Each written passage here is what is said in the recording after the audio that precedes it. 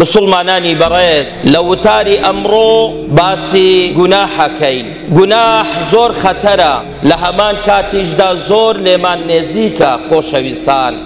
لە مەلا دەرێی، لە شێخ دەرێی، لە گەورە دەرێی، لە پیاوچاک دەرێی، لە هەر نەوعەک لە نەوعەکان گوناح زۆر نێزیکە.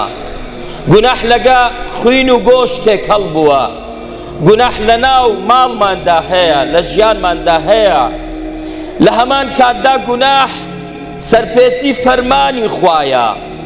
لەو لای ئەمە خوای دەپەرستی، لەو دیوەش لە گوناحە زۆر نێزیچین.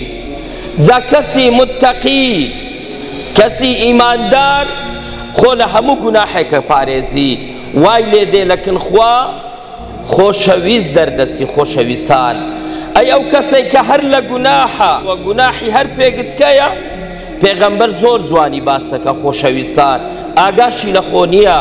ئەفەرمێ كلما أذنب عبد حصل في قلبه نقطة سوداء. هەر ئینسانە گوناح دەکا، ئەگەر یەک گوناح بکە باوا لە پێشە خۆی دابنێ، پەڕەکی سپی لە پێشە. هەر گوناحەک نقطەک بە قەڵەمی لێ دەکات. ئەفەرمێ هەر گوناحەک نقطەکی ڕەش لەسەر دڵی ئینسانی دروست دەکات، ئەگەر هەر بەردەوام بی لەسەری حتا تغتیە قەلبە، هەموو دڵیدا دەپۆشی.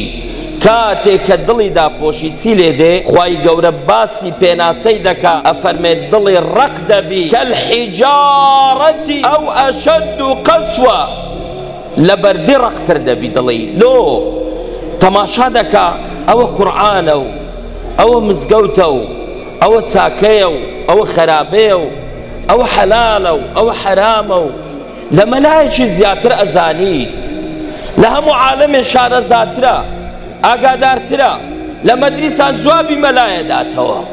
بەرێ مامۆستا ئەمە لە تو باشترە زانی، بەڵام لە عەمەلدا لە هەموو عالەمێ خەراترە. کەواتە ئەو کەسە ئەو کەسەیە بە گوناح دڵی ڕەش بووە، دڵی وەکو بەرد لێ هاتیە، هەموو تشتی دەزانی بەڵام ئیش بە یەک تشتی ناکات. بە میزاج و بە هەوا و بە حەز دنیایە تەواوەکە، لە کۆتاییدا شەرمەزاری خوا و دنیا و قیامەت دەبی. خۆشەویستان